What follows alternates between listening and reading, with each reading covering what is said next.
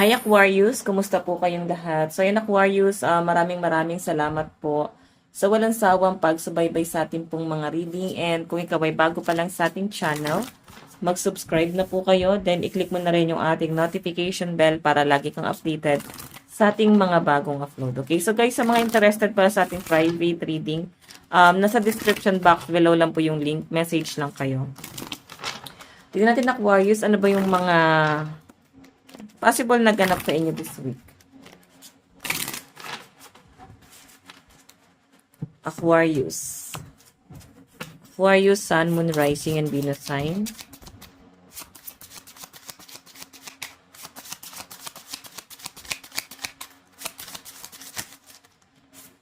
Meron tayong, ayan.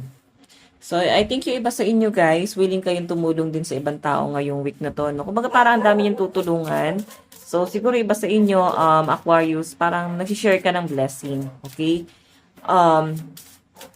Normal sa inyo yung pagiging mapagbigay sa kapwa and willing to help ka talaga sa ibang tao. Yun nga lang guys, kailangan na to yung i-guard mo sa sarili mo. Okay?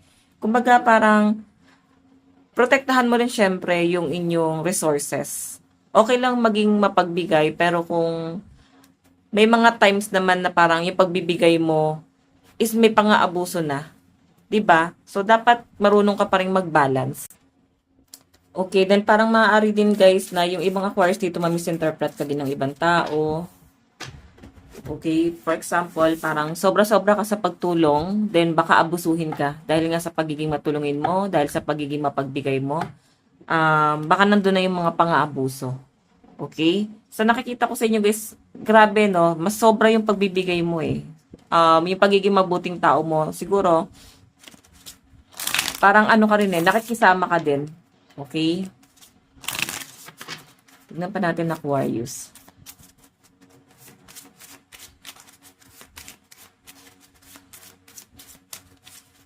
Meron tayong rival. Di ba yun, no?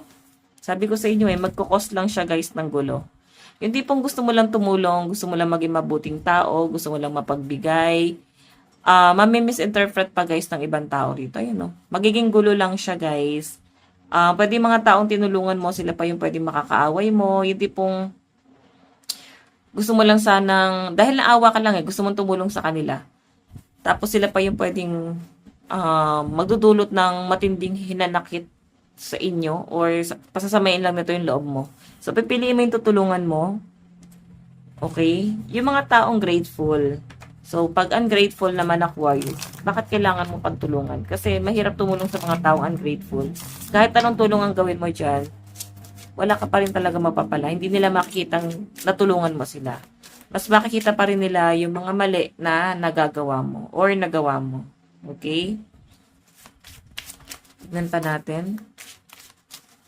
Meron tayong temperance. Okay, so ito naman guys, pwede may mga nahihirapan kayo, pwedeng nagkakasakit, nahihirapan kayong kumilos, pwedeng tinatamad, hindi kayo guys na mamotivate.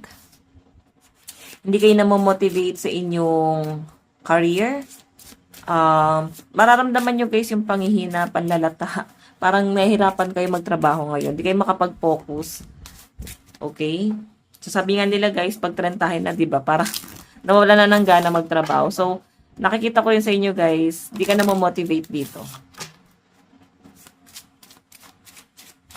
Again. Meron tayong reconcile. Oh. Ayun. Isa pa yan guys ha. Merong someone dito na makikipag-reconcile. Or pwedeng mga matagal nyo ng kaibigan na hindi nagparamdam. Tapos may pagpaparamdam. May nakikita ko dito na may money involved. So, possible na ba kayo na nga, parang baka mangungutang, hihingi ng tulong. Okay? So, yan. May lalapit sa inyo. And then, guys, yung pinapakita rin sa akin dito, no? Kung sa love life mo, so, pwedeng may someone from the past ang biglang magpaparamdam sa inyo dyan. So, parang hihingi ito ng tawad. Parang di pa rin makamove on sa inyo, Aquarius. Parang gusto niyang, itama yung mga maling ginawa niya para sa inyo, kung paano kanya tinratos dati. kung ano yung mga maling nagawa niya sa inyo, kung ano yung maling naging pagtrato niya sa inyo guys, parang gusto niyang itama yon. So, napaka-fiery ng energy. Parang huli na para gawin niya yon. Okay, so yung magiging reason na lang dito, kung bakit parang bibigyan mo siya ng chance na parang bibigyan pa siya ng another chance na ayusin or sige, bibigyan ka ng chance pero kailangan itama niya na this time or at least obserbahan mo tong taong to. Ano ba yung magiging ano niya? Hakbang. Ano ba yung gagawin niya? Diba? So again, meron tayong 8 of water. Okay, 8 of water kasi guys, yung pinapakita sa akin dito, masyadong emotional tong taong to. At saka parang nahihirapan na siya guys, no? Yung paghihirap niya dito, parang tama na yung pananahimik. Hindi niya na kayang manahimik, hindi niya na kaya yung parang, hindi niya na kayang magtiis ng matagal na panahon na hindi kayo nag-uusap. So, ngayon gagawa na talaga siya guys ng hakbang dito. Gusto niya talaga guys ayusin yung sa inyo. So, kung may mga Aquarius dito guys na broken-hearted tapos nag-aaway kayo ng partner mo, ilang araw na kayo guys nagkakagulo. So, ito guys yung nakikita ko dyan. Ayusin niya na to. Okay? Makikipagbati talaga siya guys. Then parang siya talaga itong magpapakumbaba. Okay. Okay. Sobrang miss na miss ka nitong taong to. Broken-hearted talaga siya ngayon. Then, nahirapan siya mag-decide kasi ang daming challenge na nangyayari sa buhay niya ngayon. Okay? So, nakikita ko naman sa kanya yung pain. Meron tayong The Hangman, di ba? Masyadong komplikado kasi yung sitwasyon. Hindi niya rin kayang mag-decide kung ano man yung dinedemand mo sa kanya. Hindi siya pwede mag-decide ng ganun-ganun lang. So, parang kailangan niya, guys, pag-isipan, paghandaan, kasi hindi magiging madala, no? Kung ano man yung problemang pinagdadaanan nyo ngayon ng person mo. Parang kailangan niya pag-isipan to. Okay? So, again, advice.